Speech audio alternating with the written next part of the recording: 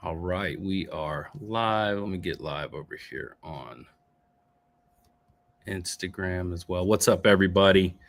I'll let a few people hop on real quick.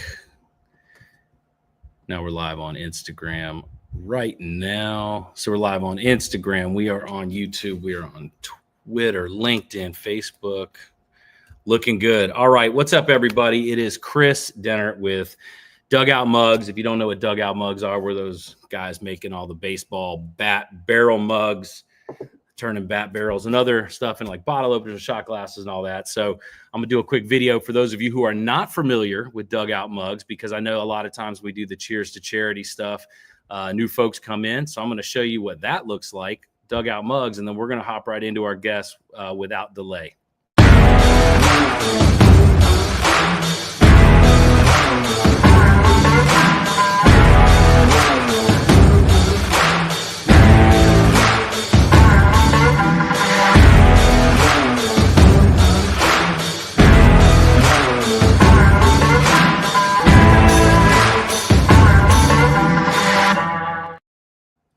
So that's way better than me telling you what we do.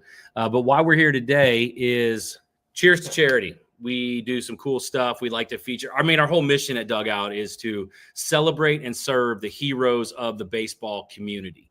And we do that by making really cool stuff. But we also leverage our platform to bring good people to the table. This month, we're working with our friends over at R2 Cares. Shout out, Ronnie. I know you're working with the Rays right now. Y'all got a game going on, but we'll link up later tonight. We might be going live on the fly tonight with some players, so keep your eyes open with that. But today, we have a guest, Josie Nicholson, mental health and performance consultant. You've seen her at Ole Miss. You see her on ESPN. I know there's been a couple features there, but we're going to dive in today on a few different topics. But ideally, we're not just here to talk. I want to bring Josie on and have some takeaways, because mental health, I mean, we see it with the recent Netflix feature with Jaron Duran, what's going on with him and how people are responding to it. If anybody knows what I'm talking about, what happened at the game the other day when the fan, but this isn't just for elite athletes, right? We're going to talk about how this impacts all different sorts of people. So without delay, Josie, I'm going to bring you on right now. There she is. What's happening? Official boss lady right there. Welcome. Yeah, welcome to the Dugout. So you now know what Dugout Mugs are. Apparently you knew anyway, but you didn't know that's who we were until you're coming on with us. But that's what it's about. We have a massive audience. We have a ton of customers, and we're trying to bring some good, right? Like, we're trying to do good, be good, bring good to the world. Like, that's always been my vibe as a person and as a business owner. But I'm not going to take your stage because you know this very well. So maybe tell people who you are, what you're all about, and then we'll start digging into a few action items and things we could touch on.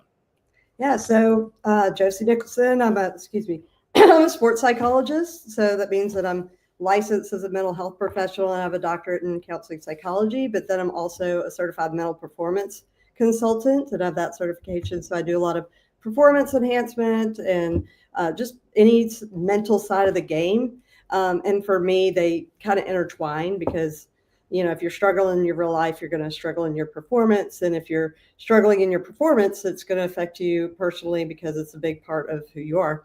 And that's with whatever we do, not just athletes. So I kind of help people navigate that and, live the life that they want. And so I've been at Ole Miss for 13 years. And when I first got in, there were very, very, very few of us. In fact, you could count on your hands the number of universities that had athletic departments that had an in-house sports psychology or even mental health professional on staff. And now you can't count them. Like, there's so many. Why do you think that was?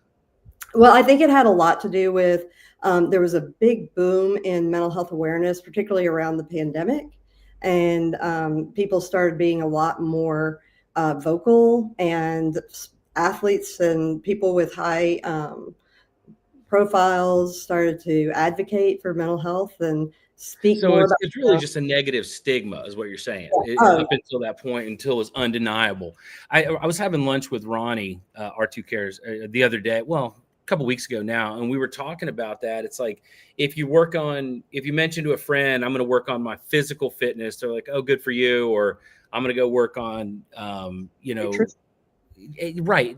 But if you bring up mental health and mental fitness, it's all the negative connotations to that. And it's unfortunate, because with the stresses in America, it's very different than a lot of places too. But like, I know that the hustle and the grind and the pressure, that I own a couple companies, I have a couple kids, like I have a lot of pressure. I have a lot of families counting on me to do a lot of things. And there's a lot of pressure in a lot of places. And it's almost like that old school mentality of like, the dads teach your boys not to cry, kind of thing. And it's just starting when you're real little, like we're just built to be these pressure cookers, and snaps eventually, It does.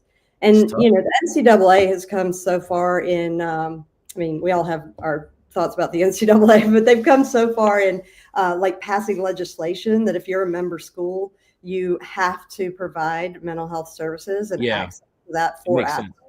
And I think that's really huge, because, there's a number of different reasons why an athlete can't really walk into the University Counseling Center and receive services there. It's just problematic. And so that's been really cool. But then also in the professional world, more and more athletes are coming out saying, hey, I had a human moment. And because these are these superhuman people. And then they're like, I had a human moment. And everybody's like, oh, it might be okay if I do, Yeah. Well, you saw the thing with Jaron Duran, right? Like what's called Clubhouse, I think the Netflix thing that came out, or pretty brave and cool moment that I think will have some very positive ripple effects. So Jaron, if you're watching, shout out, dude. Good job on that. So that's some of the, tell me about, because one of the things that we talked about was the NIL, right?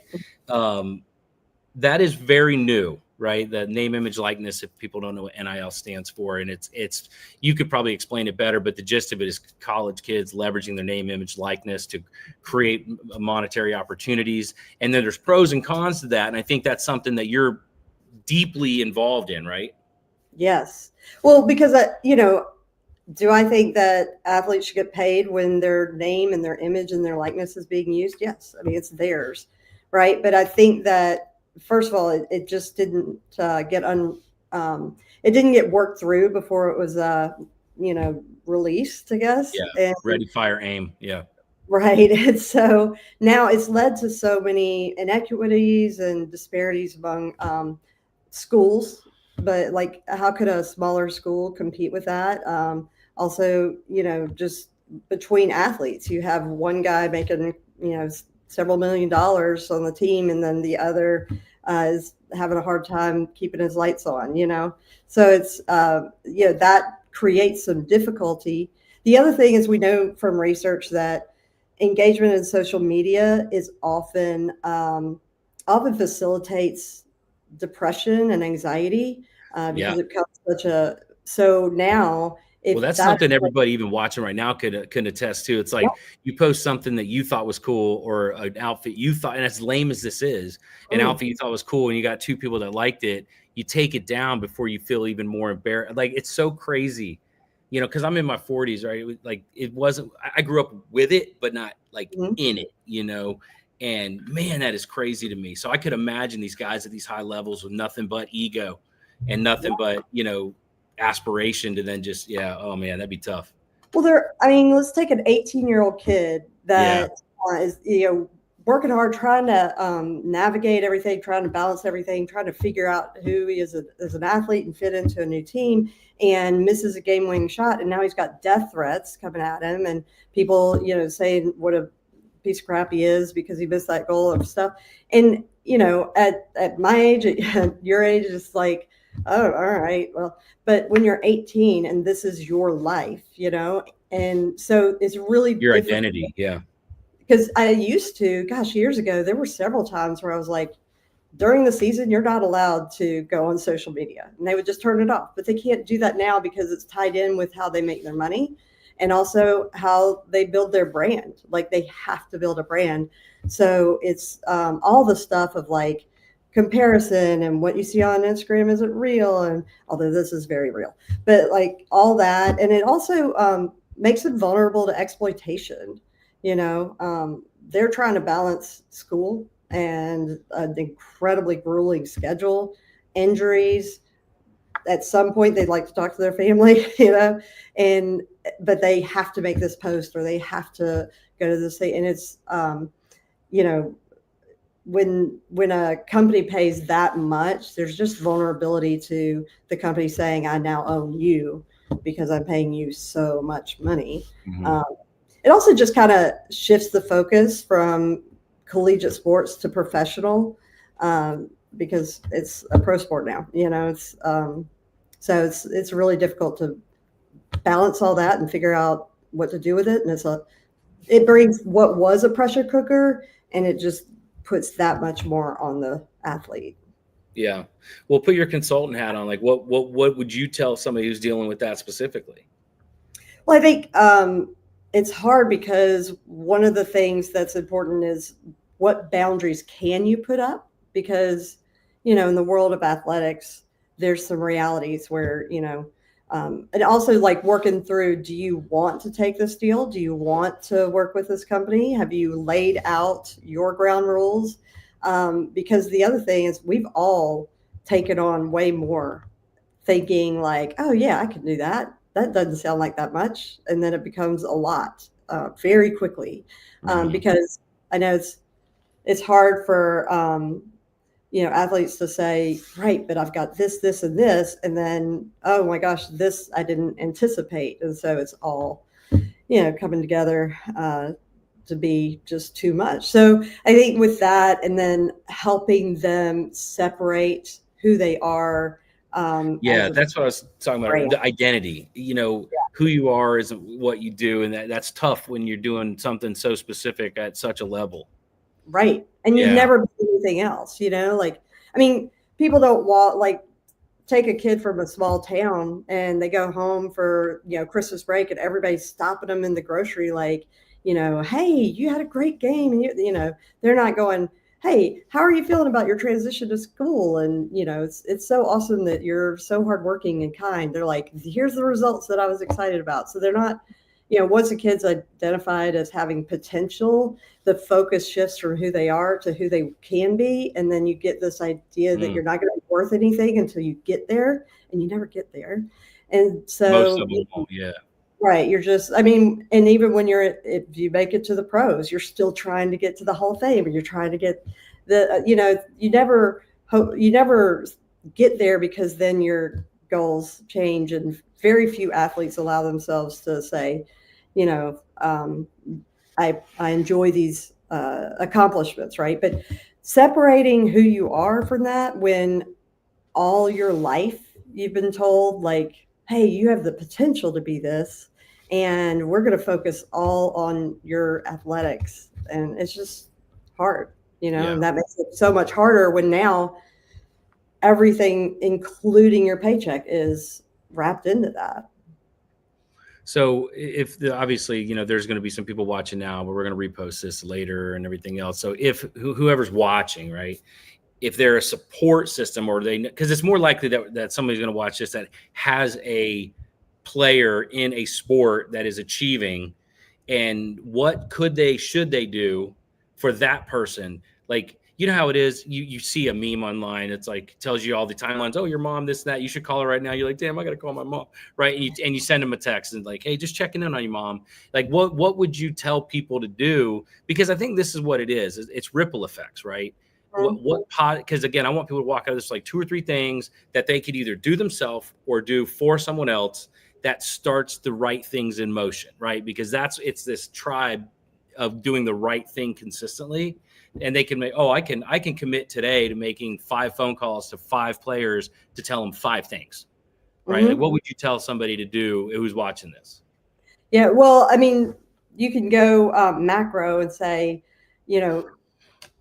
support athletes online in particular, because they get so much hate from small mistakes and, all that, and people don't know them. And, if you're talking collegiate athletes, these are 18 to 22-year-olds typically. Yeah, kids. Yeah, kids. So there's that. But then in your life, when you have, if you're the parent of a kid, or you're coaching a kids team or travel ball or whatever That's it is. important. Coaches, Yeah. coaches listening up. Yeah. Yeah. So, I mean, look for ways to make even small comments, but just foster this awareness of who they are as a person. Like, hey, you work so hard on the field, and that's going to really carry you through your life, because it can apply to school and your job and all that. So, I appreciate that you're a hard worker, or you're a really good teammate because you're kind, and not just like you. All performance-based accolades. Yeah, and then the other thing is with parents. And I mean, I guess coaches could do this too, but I like to make it specific. So yes, you could take this concept and just work it in. But there's been some athletes where I'm like, all right, the homework is that even if it's half an hour twice a week, you have a no sports talk conversation, because it becomes, I mean, we're all so busy. We're shuffling between sport and school and, after school, all that stuff. And then all of a sudden it's like, man, we've just really focused on what's going on with your sport, because that seems to take front stage, and that builds over years. And athletes get to college, they're like, I can't remember the last time I talked about something other than my sport with my parents, because so invested, I think also the word invested, like, are you investing in who your child is, or some hope of what they will become? I think that's a real big one. That's a Yeah. real big one. So yeah, for those in the back who didn't hear that, like, rewind and listen to that. Are you focused on who they are or who they're going to be or could be? Yeah. Yeah, that's big time. If you look at, like, there have been tons of parents that have been like, well, I'm seeing this as an investment because they really want to go D1 and get a scholarship. And I'm like, I mean, if you tally up your ROI on that, really sucks. Like, really bad. You should just quit travel ball and put it towards college, Yeah. And that's a lot to say, man, that's the only way I can pay for my education. So it's, yeah, I would say really focus in on opportunities to build the relationship around who they are, not what they're doing. Yeah, I think that's awesome. What any tips or thoughts on how to do that? Yeah. I mean, I think starting with, like, hey, I want to take half an hour, let's go to lunch, or let's go for a walk, and make it a no sport thing, because I just want to make sure that our relationship is just founded on that. And I mean, I know my husband reminds me all the time, normal people don't talk like that, right? But maybe it's an opportunity to say, hey, this probably will be awkward at first, because we always look for the most comfortable thing and the easiest line of connection. And oftentimes that is sport. And we say, how was your day? And then we go through what we did, rather than, man, it was up and down. I really felt, angry at one point and nervous at another. We say, oh, well, I had lunch with so-and-so. Like, Yeah. that wasn't the question. You have 2 kids under 10. I got 2 kids under 10. And I know when I picked them up, when I drop them off, I said, be a helper. Right. Yeah. And when I pick them up, I said, who did you help today? Right. And it just sounds little stuff like that. Or I read something somewhere and it said, like, my daughter, my oldest, comes up to me. She's like, look, Daddy, basically, aren't you proud? And I said, doesn't really matter what I think. Are you proud of it? Yes. And she'll stop and think and be like, yeah. I was like, you killed it then. Right. Yeah. Like, and I think, though, just that, like you said, people don't talk like that, but maybe they should. Remember that movie? What was it? Little Miss Sunshine. Did you ever see that? Yes. Where the crazy dad is just like super Mr. Positive, and the little girl. I feel like maybe not that extreme, but this type of communication. They sing the songs. I like the Beatles. I like Bob Marley. I like reggae. I like this stuff. They sing my music. They repeat the stuff that comes out of my mouth. Sometimes that's a very bad thing.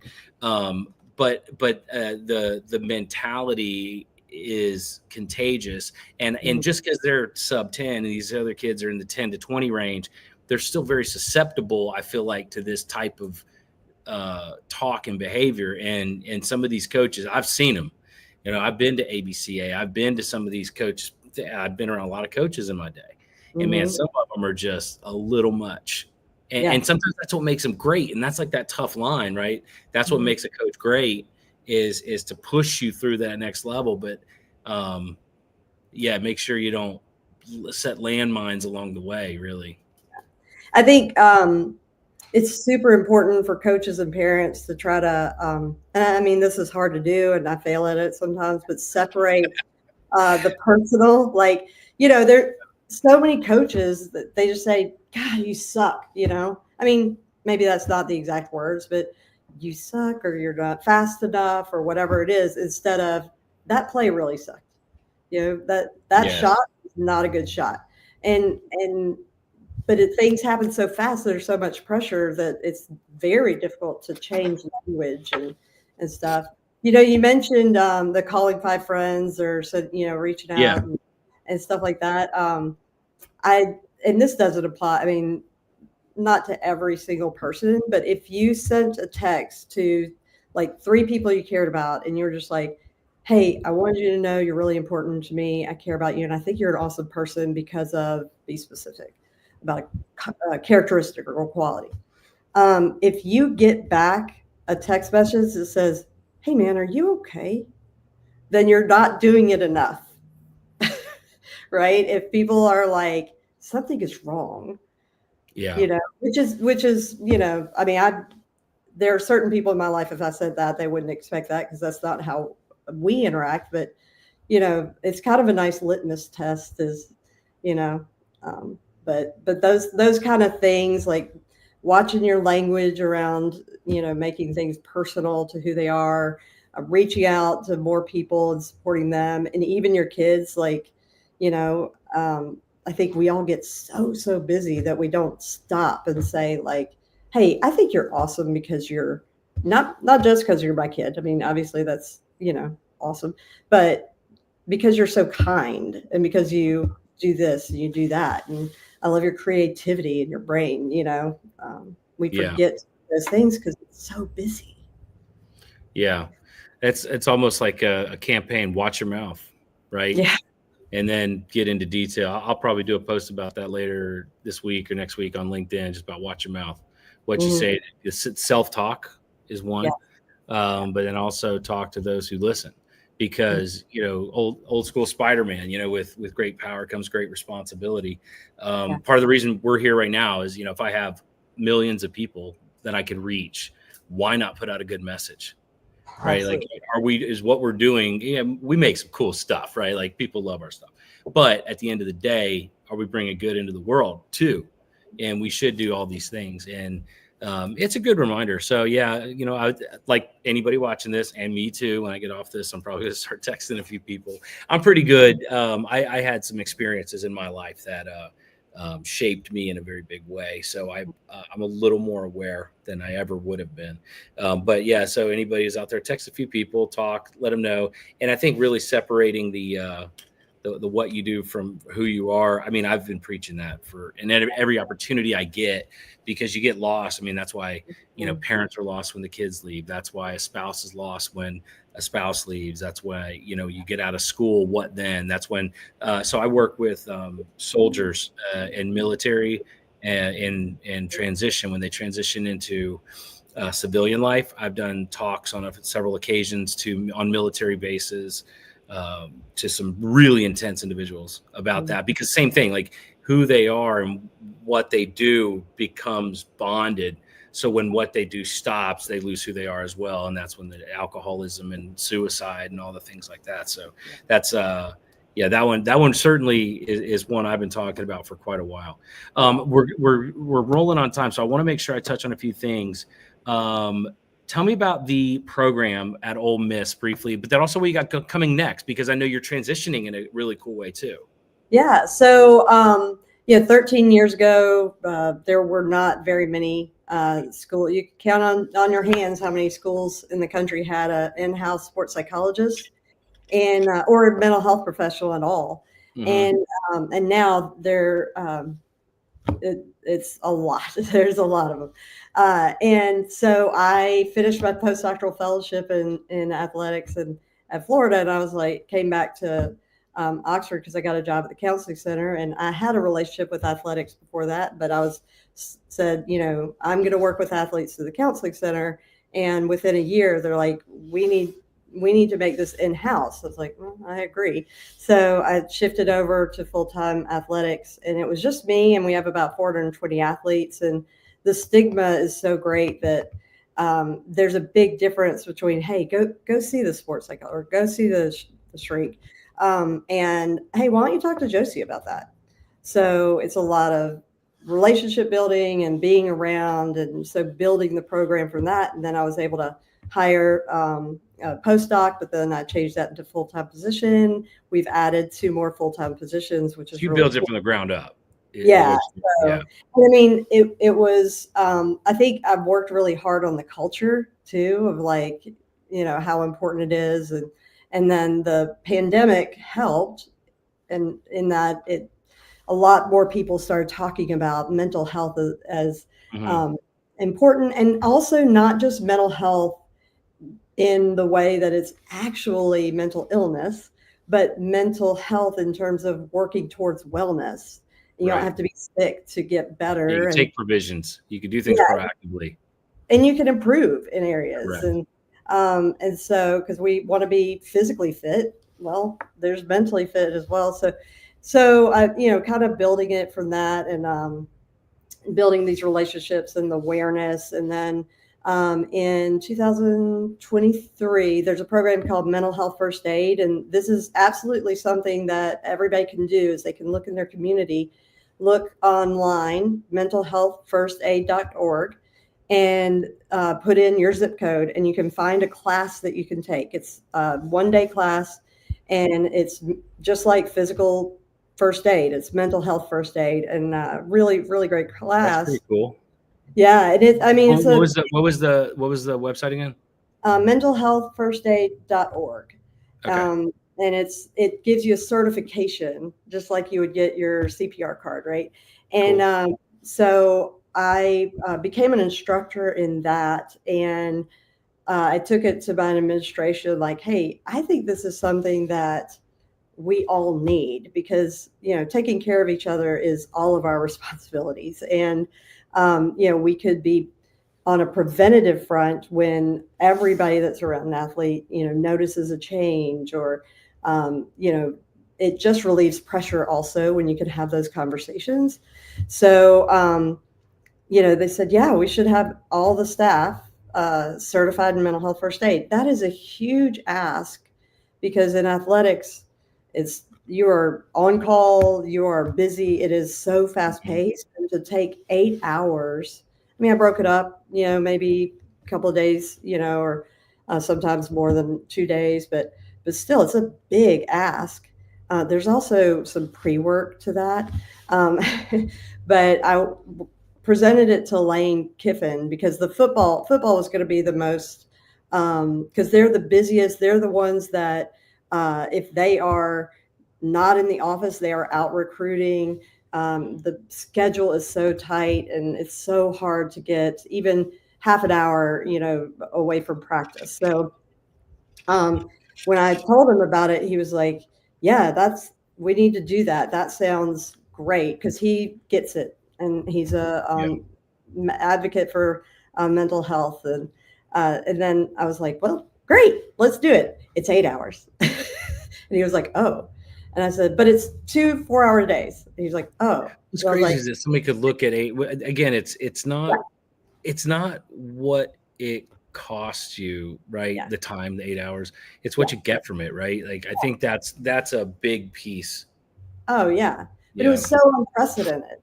And nobody knew what they were going to get from it. They thought it was going to be just like, oh, I got to go through all these trainings. I Yeah, go they through thought it was just another thing. Title IX training, and so, all that Yeah. kind of stuff. So, that was like, it's 4 2-hour days. And he said, sold. And we were the first in the country, and now I think there's only 2 other programs that have attempted that had at one point, because we've had some turnover, we had 100% of our on-field coaches in all sports certified in mental health first aid. And we certified over 200 people. And you saw a big ripple effect from that too, because if it's talked about privately, then the players probably start supporting one another and creating like, not a buddy system, but a version of, right? Yeah. Well, I think it's the just ripple effect of that's impactful. Yeah, it's just teaching people too, like we talked about how conversation can be difficult, teaching people how to have that conversation. Yeah. How to say, hey, I've noticed this, this change in you, or you seem kind of down today, or I know this happened in your life. I wanted to check in on you and how you're doing. And if they're like, oh, no, I'm fine. I don't even know why you're asking. Well, because I want you to know that I'm a place you can come to, know? So a lot of it start to normalize that kind of stuff. It is. Yeah. It is. And then that was the program, but now you're moving into transitioning into almost a higher level of consulting and corporate work and stuff like that. It's a transcending sport. Yeah. I mean, it's performers, right? So, I'm so proud of the work that Ole Miss has done in that area of mental health and sport performance, just performance enhancement mentally. And I'm ready to build something else. So I'm opening a private practice called ARC Sport Performance. That's ARC Sport Performance. And I also have a couple other things. There's, mental health first aid is awesome, and I recommend it to everybody. Please check it out, see what you can do. There are parts of it that aren't sport specific, and mental health issues manifest in athletes a little differently. Like, for example, depression often in athletes manifests as irritability, right? And so snappiness and stuff like that. And I don't know the last time somebody snapped at you and was irritable, where you were like, oh gosh, I feel so much compassion for them. I want to go support them personally. Like, so they're pushing people.